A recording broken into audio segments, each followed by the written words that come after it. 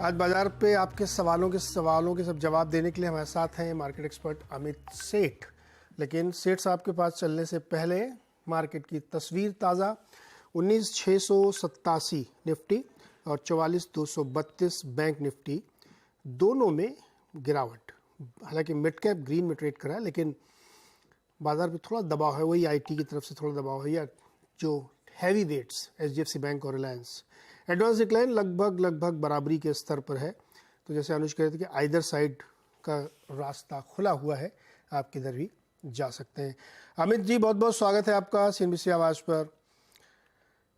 बीच में खड़ा हुआ है निफ्टी, आप किस तरफ जाएंगे? जी गुड मॉर्निंग नीरज जी और सभी दर्शकों को नमस्कार। नीरज जी, आज ओपनिंग टिक्स से ही देखें तो Nifty bank Nifty clearly under pressure है। निफ्टी के अगर हम स्पेसिफिकली देखें तो इसके जो तीन मेन कंपोनेंट्स है, Reliance, CNX, IT, bank Nifty, ये तीनों ही काफी कमजोरी के साथ ट्रेड कर रहे हैं, अंडर प्रेशर है। तो मुझे लगता है कि थोड़ा सा बाजार आज के सत्र में प्रेशर में रहेगा, बिकॉज ये तीन कंपोनेंट्स अभी तक फिलहाल कोई साइन ऑफ रिकवरी इसमें नजर नहीं आ रही है। पोजिशनली देखें तो 19,750 801 हमारे लिए रेजिस्टेंस जोन था, और स्ट्रेंथ लगभग बाजार की 19,550 19,600 के आसपास रहती है। तो मुझे लगता है एक बार थोड़ा सा बाजार दबाव में रहेगा। 10 और 20 डे इसने गिव अप कर दिया है। तो नियर टर्म में 1 से 2 दिनों में व्यू थोड़ा सा बेरिश है। बैंक निफ्टी की अगर बात करें तो इसका भी हम 3-4 दिनों से ही बात कर रहे थे कि 44,600 700 में कॉन्फ्लुएंस ऑफ मूविंग एवरेजेस है। बैंक निफ्टी निफ्टी को अंडर परफॉर्म कर रहा था, और वो एवरेजेस इसने क्रॉस नहीं की, और क्लियरली वहां से एक ब्रेकडाउन आया है। तो नेट नेट बेरिश है नियर टर्म में, लेकिन ओवरली बेरिश नहीं रहूंगा जब तक 19,500 550 निफ्टी पे गिव अप नहीं होता है। 550 जब तक गिव अप नहीं होता तब तक ओवरली बेयरिश नहीं होंगे। हाँ, लेकिन थोड़ा बहुत मार्केट में प्रेशर जरूर यहाँ पे देखने को मिल रहा है। अच्छा अमित, ये एसबीआई में दबाव, एक रिपोर्ट आई थी यूबीएस की, इन्होंने सेल की कॉल दे दी। कैसा लग रहा है आपको एसबीआई इस समय? जी नीरज जी, अगर एसबीआई का स्ट्रक्चर देखें, काफी दिनों से ये स्टॉक मेरे रडार में था। We were expecting upside breakout above 600, लेकिन वो आ नहीं रहा था। स्टॉक ने आज के सत्र में जो गैप डाउन कैंडल बनाई है, अपना 100 डे एक्सपोनेंशियल मूविंग एवरेज तोड़ दिया है। लगभग 580 का इसका एक बहुत स्ट्रॉन्ग सपोर्ट था। 580 600 के सपोर्ट जोन्स में स्टॉक पिछले 20-25 दिन से कंसोलिडेट कर रहा था। Expectation was for upside breakout, लेकिन ये ब्रेकडाउन हो गया डाउन साइड में। तो 580 के नीचे अगर इन्हीं लेवल्स पे आज 3 साढ़े 3 बजे तक क्लोजिंग आती है 570-75 के लेवल पे, तो क्लियरली एक स्टॉक प्रेशर में रहेगा आने वाले दिनों में। और इसका नेक्स्ट सपोर्ट एरिया लगभग 550 560 है। तो मुझे लगता है कि 550 560 के लेवल्स एसबीआई में देखने को बनेंगे। In that case stop loss हम रखेंगे 585 पर। ओके, 585 पे यहाँ पे रखना चाहिए स्टॉप लॉस। सेल की कॉल है। आज सोशल मीडिया का दिन है, तो आप लोग अपने सवाल हमें सोशल मीडिया पे भेजते रहिए, हम उसमें से लेना शुरू करते हैं।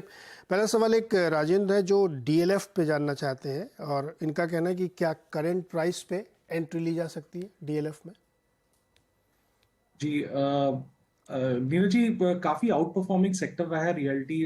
डीएलएफ के काफी स्ट्रॉन्ग स्ट्रक्चर रहा है। अगर ये रेगुलरली अगर सीएनबीसी आवाज देख रहे हैं तो इसमें काफी अच्छी बाई कॉल्स निकली है 515 520 के लेवल पे। तो वहां पे एग्जैक्टली ब्रेकआउट आया था। मैं ये नहीं कहूंगा स्ट्रक्चर वीक है, बट फिलहाल रिस्क रिवॉर्ड फेवरेबल नहीं है, क्योंकि स्टॉक अपने ट्रेंड एमा से काफी दूर ट्रेड कर रहा है।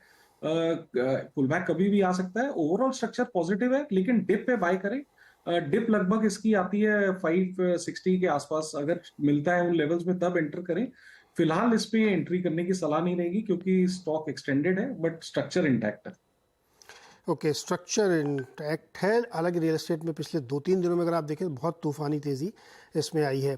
अजय राज ने 2 सवाल भेजे, एक एक करके लेते। पहला सवाल इनका है आरबीएल पे। आरबीएल बैंक 1000 शेयर है 97 के प्राइस पे, क्या इनको करना चाहिए? इस पे अगली कार्रवाई क्या है?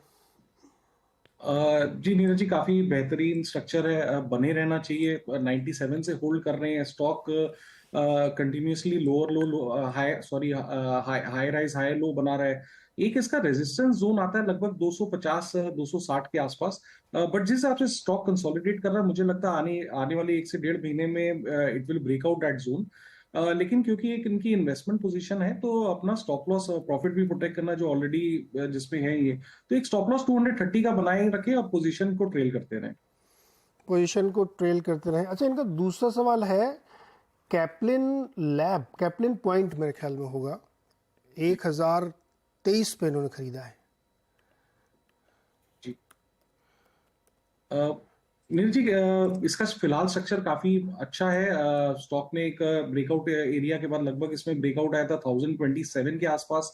उसके बाद एक डिप आया और इसने अपना स्विंग हाई आज पर्टिकुलरली क्रॉस कर रहा है। तो सलाह यही है कि नियर टर्म में बने रहे। स्टॉप लॉस लगभग इसका रखें 1060 रुपए का, और इस स्टॉक में बने रहना चाहिए। फिलहाल वीकली स्ट्रक्चर इसका पॉजिटिव है। ओके, वीकली स्ट्रक्चर पॉजिटिव है। प्रवीण का अगला सवाल है, और इन्होंने पूर्वांकरा के 2000 शेयर ले रखे हैं 113 रुपए पर। 12 से 18 महीने तक ये इसमें रुक सकते हैं।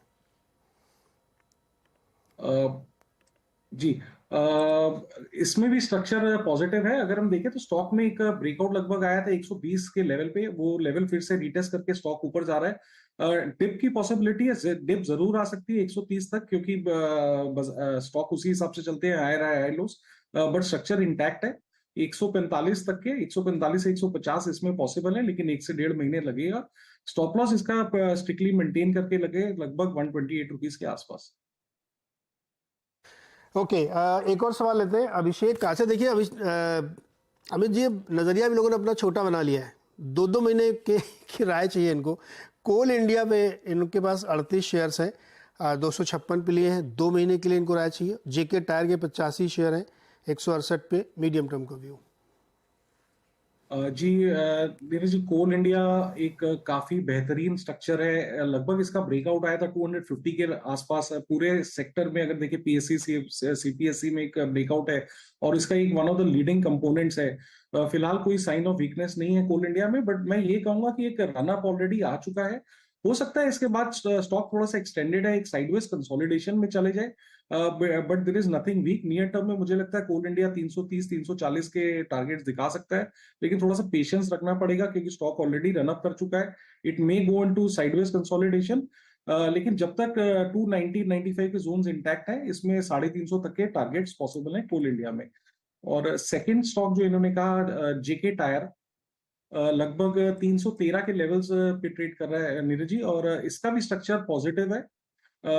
वीकली चार्ट्स में कंटिन्यूअसली हाई लोज बन रहे हैं। रिसेंट स्विंग ब्रेकआउट इसका 290 के आसपास था, स्टॉक ने वो भी टेकआउट किया है। तो मेरी राय ये रहेगी, 313 का इसका लगभग लेवल्स हैं।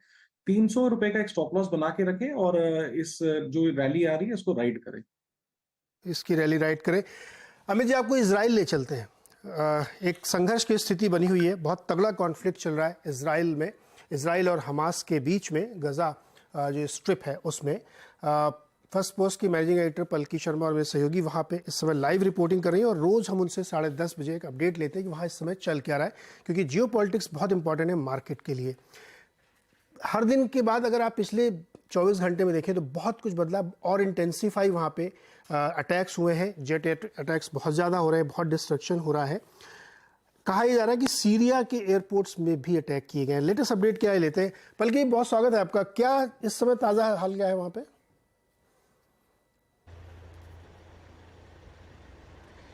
जैसा कि आपने कहा कि लड़ाई इंटेंसिफाई हो रही है, एस्केलेट हो रही है। इजराइल की तरफ से कुछ रिपोर्ट्स की अगर हम बात करें तो ऐसा कहा जा रहा है कि हर 30 सेकंड में इजराइल की तरफ से एक मिसाइल दागी जा रही है गाज़ा पे। कुछ रिपोर्ट्स का, ह्यूमन राइट्स वॉच का कहना है कि वाइट फॉस्फोरस जैसे केमिकल्स से लेस जो बम हैं वो यूज़ किए जा रहे हैं। तो बहुत ज़्यादा डिस्ट्रक्शन है, बहुत ज़्यादा तबाही है इस वक्त गाज़ा में। एक दूसरी रिपोर्ट जो हमने देखी आज सुबह, उसके मुताबिक शनिवार से आज तक, जब इजराइल ने हमले शुरू किए थे तब से लेके आज तक 4000 टन गोला बारूद गाज़ा पट्टी पे दागा जा चुका है इस वक्त। तो आप इमेजिन कर सकते हैं कि किस लेवल का डिस्ट्रक्शन होगा। लड़ाई अभी जारी है। इजराइल की तरफ से लगातार वार्निंग्स आ रही हैं, और अब उनका कहना है कि जो भी गाज़ा में है, चाहे वो यूनाइटेड नेशंस के लोग हों, चाहे वो जर्नलिस्ट हों, चाहे वो आम लोग हों, उनके पास 24 घंटे हैं। 24 घंटे में आप निकल जाइए, नहीं तो कुछ भी हो सकता है, ऐसा इजराइल का कहना है। और जो वहाँ पे लोग हैं, जो इंटरनेशनल एजेंसीज़ हैं, उनके मुताबिक 24 घंटे में लोगों को यहाँ से निकालना असंभव है, क्योंकि निकालने के कोई रास्ते नहीं हैं। हम इस बारे में चर्चा करते आए हैं पिछले कुछ दिनों में कि 7 ही एग्ज़िट पॉइंट्स हैं ज़मीन के रास्ते गाज़ा से निकलने के लिए, जिसमें से 6 इजराइल ने सील कर दिए हैं। 7वां है रफ़ा बॉर्डर क्रॉसिंग, जो कि इजिप्ट में खुलता है। और इजिप्ट ने कहा है हम मदद देने के लिए तैयार हैं, हम एड देने के लिए तैयार हैं, पर हमें शरणार्थी नहीं चाहिए। इजिप्ट का अपना चुनाव आने वाला है और ये काफ़ी कॉम्प्लिकेट हो जाता है पॉलिटिकली ये सिचुएशन। हालांकि अमेरिका की बातचीत इजिप्ट से, कायरो से जारी है।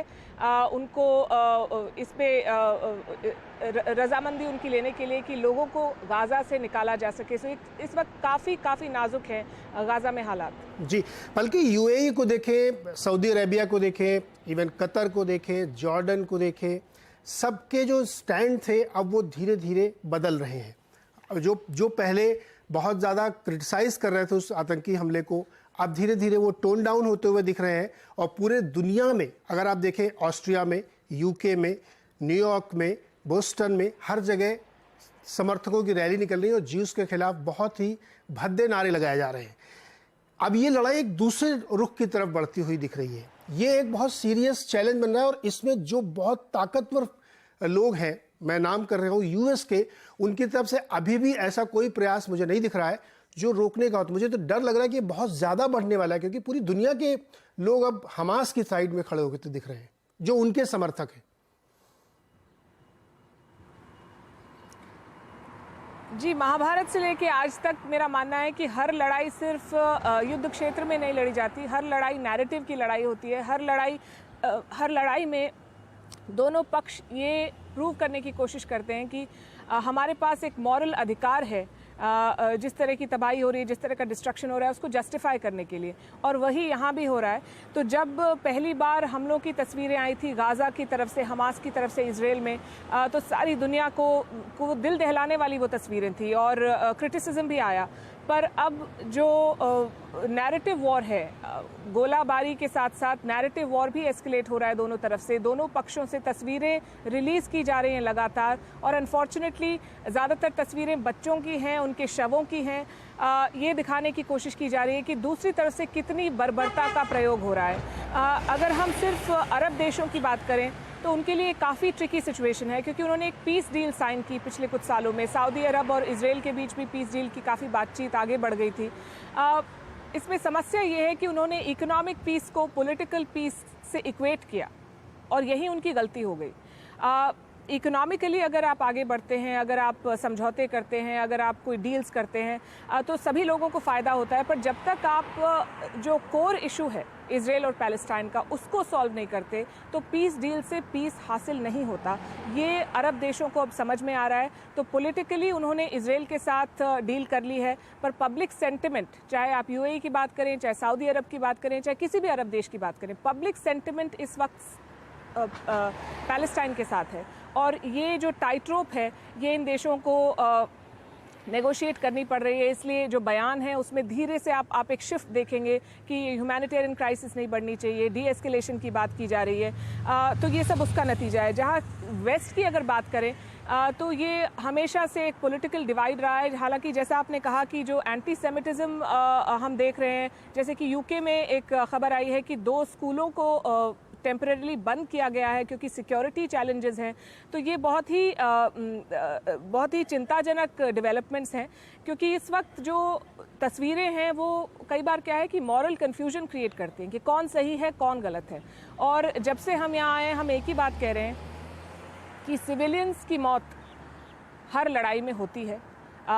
जब इजराइल मिसाइल दागता है गाज़ा की तरफ, तो सिविलियंस कोलैटरल डैमेज बनते हैं। अगर इजराइल चाहे तो गाज़ा पट्टी को तुरंत नष्ट कर सकता है, पर इजरायली इंटेलिजेंस का कहना है कि वो स्पेसिफिक टारगेट्स पे फायर कर रहे हैं, और अगर वहाँ पे सिविलियंस हैं तो अनफॉर्चुनेटली उनकी मौत हो रही है। पर वो वार्निंग्स दे रहे हैं इस वक्त। हालांकि उनका फोकस एक्यूरेसी पे नहीं है, डिस्ट्रक्शन पे है। पर हमास का ये रवैया नहीं था। हमास के प्राइमरी टारगेट सिविलियंस थे, और इन दोनों चीज़ों में बहुत फ़र्क है। इसीलिए एक मिलिट्री है और दूसरी टेररिस्ट ग्रुप कहलाती है। और ये क्लैरिटी दुनिया के सामने लाना बहुत ज़रूरी है, क्योंकि जो तस्वीरें हैं, जो नैरेटिव वॉर है, इससे आगे चल के कन्फ्यूजन होगा और एक पॉइंट पे हर लड़ाई में ऐसा होता है कि कौन सही है कौन गलत है, ये बताना बहुत मुश्किल हो जाता है। बिल्कुल सही कहा पलकी आपने कि एक देखिए तस्वीर अब गजा से निकल के या इजराइल से निकल के दुनिया के अलग कोनों में फैली। खबरें ये भी रिपोर्ट छपी हैं कि ब्रिटेन में, यूके में आप पैलेस्टीन का फ्लैग होस्ट नहीं कर सकते, कोई चैंटिंग नहीं कर सकते, इलीगल है वो। दूसरा, एक ईरान को $6 बिलियन का जो पेमेंट होना था एक्सचेंज फॉर प्रिजनर्स के लिए, वो रोक दिया गया है। वो कतर के पास से पेमेंट होता था जिसको रोक दिया गया है। तीसरा, जब आप सीरिया की तरफ हमला करते हैं तो आप एक तरीके से मैसेज दे रहे हैं सराउंडिंग्स को कि यहाँ क्या होने वाला है, और 150 बंधक छोड़िए वरना पूरे 23 लाख हम बंधक बना के रखेंगे। अब ये वॉर एक डिफरेंट लेवल पे आपको जाता हुआ दिख रहा है।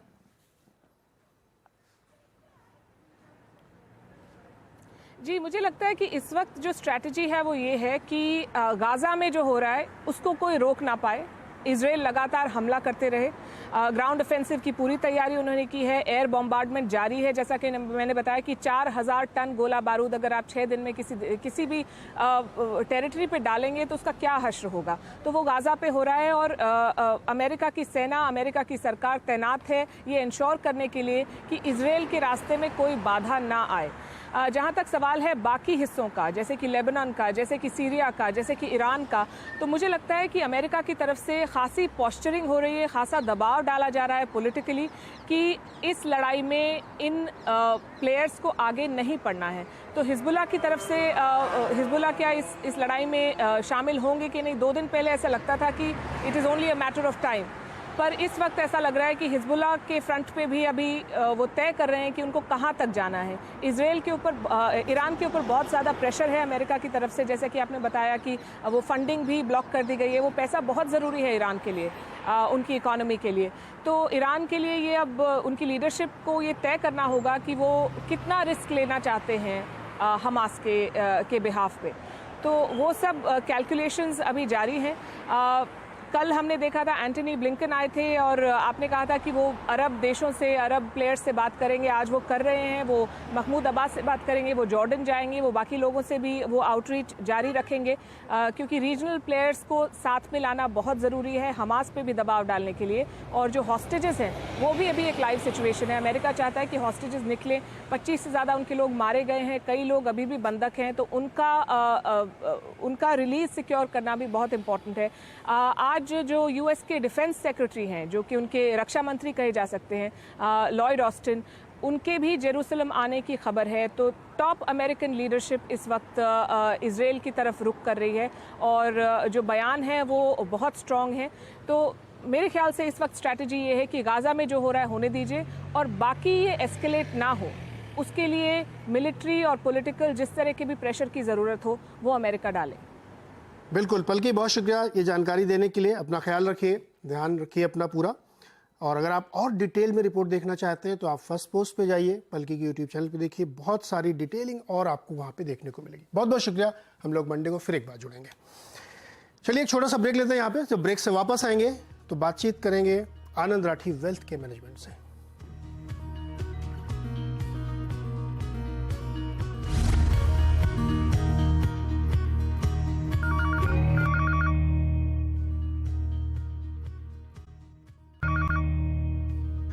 स्वागत एक बार फिर से आपका ट्रेडर्स हॉटलाइन में। और अब बातचीत करेंगे आनंद राठी वेल्थ के नतीजों पर। बहुत ही बढ़िया नतीजे कंपनी ने पेश किए हैं। मुनाफे में बहुत शानदार ग्रोथ है, 57 करोड़, और आमदनी 183 करोड़, शानदार है। 5 रुपये का डिविडेंड भी दिया कंपनी ने।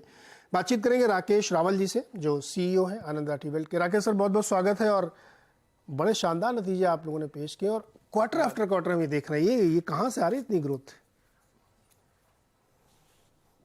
पहले तो जी आपको और आपके दर्शकों को मेरा बहुत बहुत नमस्कार। सर, पॉइंट ये है कि हमने जो इस प्रकार की एक स्ट्रेटजी बनाई है जिससे कि जितने हमारे कस्टमर्स हैं उनके पास 12 से 14% की रिटर्न पाने के लिए एक तरीका हमने दिया है। और पिछले 10 सालों से उनके पास एवरेज रिटर्न 12.5, 13% आ रही है। तो इससे क्या होता है, एक मार्केट के अंदर, कस्टमर के अंदर एक क्रेडिबिलिटी बनी हुई है कि अगर हमारे पास नया पैसा आया, हमने इस प्रोपोर्शन में डाला, तो हम उम्मीद कर सकते हैं कि उस प्रकार की रिटर्न आगे बनेगी। एंड देयरफॉर वो मोमेंटम चल रहा है और उस मोमेंटम का जो नतीजा निकलता है क्वार्टर ऑन क्वार्टर आज के दिन में निकल रहा है कि 30-35% ग्रोथ आ रही है। तो हमारा काम है कि हम उसको सही तरीके से अपने कस्टमर के पास ले जाएं एंड ही कन्वर्ट्स दैट, वो कन्वर्ट करके जो ग्रोथ आती है फिर हम वो रिपोर्ट कर देते हैं। जी, और ये इक्विटी कल्चर बढ़ रहा है, एफआई जो एसआईपी के नंबर्स वो इंडिकेट करें। मुझे ये बताइए कि लास्ट क्वार्टर में, रिपोर्टेड क्वार्टर में कितने आपने नए क्लाइंट जोड़े और एयूएम कितना बढ़ा और इस साल और कितना बढ़ाएंगे, एफआई 24 का गाइडेंस? हाँ जी, आई थिंक ओवरऑल आज के दिन में हमारे पास 9,200 के करीबन क्लाइंट हैं। पिछले ब्रॉडली अबाउट 110 क्लाइंट पर 110-120 क्लाइंट हर महीने हम ऐड कर रहे हैं in the last 6 months and hopefully we'll keep adding at the same rate. जो AUM है आज के दिन में हमारे पास करीबन 47,000 करोड़ का है, उसकी हमने गाइडेंस रिवाइज करके 51,000 करोड़ कही है बाय मार्च। तो हमने पहले पूरे साल की 47,000 करोड़ दी थी, जो कि क्योंकि मार्केट ने भी अच्छा किया और भगवान की दया से काम भी अच्छा हुआ, तो अब हम उम्मीद करते हैं कि 51,000 करोड़ के आसपास हम पहुंच पाएंगे मार्च तक। राकेश जी, मार्केट बड़ा वोलेटाइल सा दिख रहा है, बहुत सारी घटनाएं एक साथ पूरी देश दुनिया में हो रही है। अभी थोड़ी देर पहले हम लोग इजराइल पर डिस्कशन भी कर रहे थे। चैलेंजिंग मार्केट लगता है आपको? या दिक्कत नहीं है आपके लिए? तो 12-14% निकाल लेना बहुत मामूली बात है, क्योंकि आपने एक वो फार्मूला बनाया बढ़िया से। देखिए, हाँ सर, ऐसा है कि आप किसी भी समय देख लेंगे तो कुछ ना कुछ, इतनी बड़ी दुनिया है, कहीं ना कहीं कुछ ना कुछ तो होता ही रहता है। और पिछले आप 10 सालों में भी देखेंगे तो कहीं ना कहीं कोई ना कोई प्रॉब्लम होती रही है। कभी कोविड, तो कभी कोई वॉर, तो कभी कहीं कुछ। नाउ पॉइंट ये है कि बेसिक फंडामेंटल क्या है। बेसिक फंडामेंटल ये है कि हमारी जो देश की कंपनियां हैं उनके प्रॉफिट्स बढ़ रहे हैं, और अगर उनकी अपॉर्चुनिटी और प्रॉफिट बढ़ेंगे तो उनका जो मेजर है in terms of the share price, वो over a period of time बढ़ेगा। ठीक है, वॉलेटिलिटी है तो हर साल आती है। हमने एक्सरसाइज की है 20 सालों की, अगर हम एक्सरसाइज करें तो in any year market goes up and down average about 14%, right. तो ये तो इस मार्केट की जिसको बोलते हैं ना, इसका नेचर है। उस नेचर को सामने रखते हुए हम लॉन्ग टर्म कैसे पैसा बनाएं, उसका फॉर्मूला हमने कस्टमर्स को दिया हुआ है। और अगर हम वो फॉर्मूला लेके चले जाते हैं और जो वॉलेटिलिटी होती है उसको एक्सप्लेन करते हैं कि ये जो वॉलेटिलिटी है उससे फंडामेंटली इंडिया में क्या फर्क पड़ता है। अगर नहीं फर्क पड़ता तो कोई ऐसी घबराने की बात नहीं है कि मार्केट वापस नहीं आएगी। सो आई थिंक इस प्रकार से अगर हम कस्टमर्स को डील करें लॉन्ग टर्म, मीडियम टर्म के बेसिस पे, ज़्यादातर लोग समझते हैं और इससे घबराते नहीं हैं। इनफैक्ट हमने तो यही देखा है कि जब डाउन साइड होती है तो वो और पैसा डालते हैं।